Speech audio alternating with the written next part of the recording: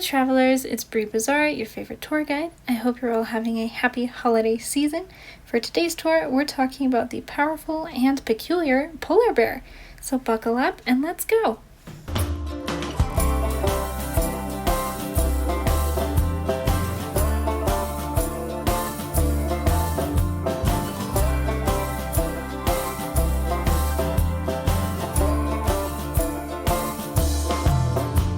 I have a crazy idea to bring people to the outside of the rings. That way we can stop crowding the reindeers with buildings, but guests still have cool viewing areas for the animals. Another eating and shopping area would probably be good too. I first added walls to lay out where I wanted the paths to go and connected everything back so it's all enclosed again. Things look a little silly right now, but it will make sense in just a moment. Next, I used the heater trick so we can see what we're doing and realized I had to move the water treatment and solar panel in order to place a path here so people can actually walk. Hopefully moving these closer to the main walkway won't make people too upset. They do really hate seeing staff facilities. I decided to keep going and connected the entire pathway.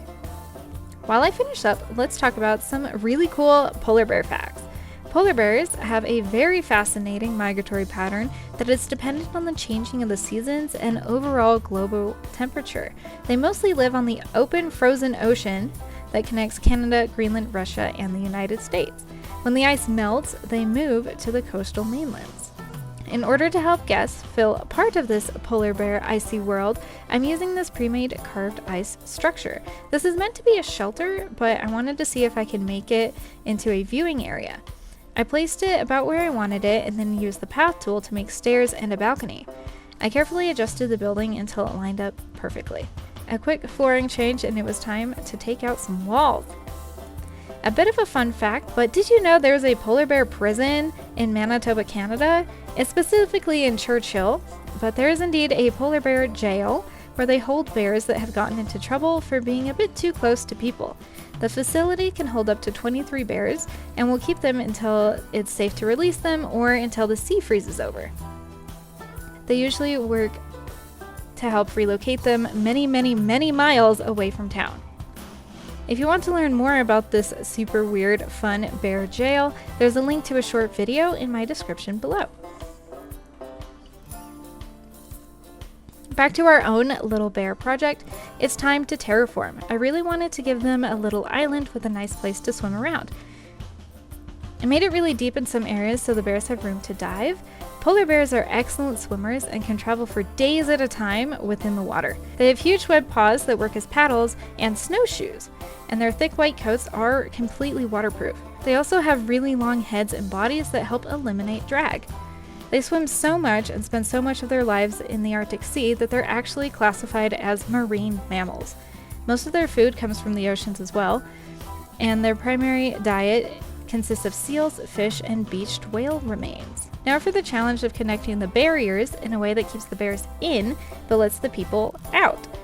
I used the wooden barrier whenever it was going to be visible and the null barrier around the shelter. I will take this time to tell you another bear fact. They have the cutest little ears and eyes, but those are kind of useless. Polar bears use their powerful noses to sniff out prey, keep track of their babies, and figure out their location. They can smell something up to 20 miles away. When your entire world is made out of water, ice, and snow, a unique smell would get your attention too. I then realized that in order to keep the reindeer away from the bears, I would need to put a guest gate here. And that would be important. If given the chance, the polar bear would most definitely eat a reindeer. They do inhabit the same territories after all. And to make the polar bear viewing area even more immersive, I decided to use another igloo dome. I have only ever used these a few times and it's a bit confusing to set up. In order to get the dome working correctly, you must first place in a wall so that the entrance can connect directly to the enclosure. After that, you can connect the pathway and place in the viewing dome itself. I often do the steps out of order, but if everything is correct and lined up, the order should not really matter. You know it's working when you see guests going in and out and when they have things to say about what they saw when you click on them. You don't have to cover the entrance with anything, but I think having them going into a little igloo is kind of cute. The polar bear figures are too big to place onto the igloo, so I used the flag and pole but placed the statues on the ground next to it instead. The last thing to do here was to place the dome on the little island and fix the high levels of the barrier wall. Let's move on to painting in some dirt and snow. Living half the year on ocean ice and half on mainland beaches, polar bears are used to constantly changing habitat. I'm going to replicate that a little bit by adding in lots of sand and rocks with some sprinkles of short and long grasses. I changed some of these walls to glass, and it's finally time to put our polar bears in and see how they like it.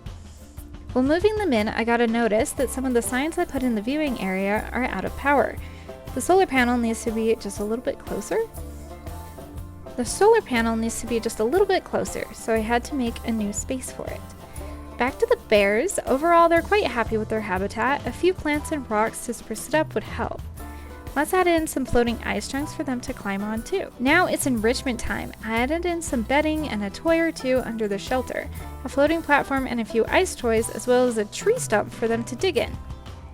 As it is Christmas time, I placed a few Christmas boxes around and some fun feeders. One of my absolute favorite things that exists is when fire stations will donate old hoses to make toys for the polar bears. I have seen videos where people make balls, boxes, and even floating rafts out of old fire hose. I moved the keeper door and decided to decorate with our favorite festive trees. The polar bears don't really care. I did some general housekeeping, like creating a new work zone for the enclosure and properly labeling the signs and speakers.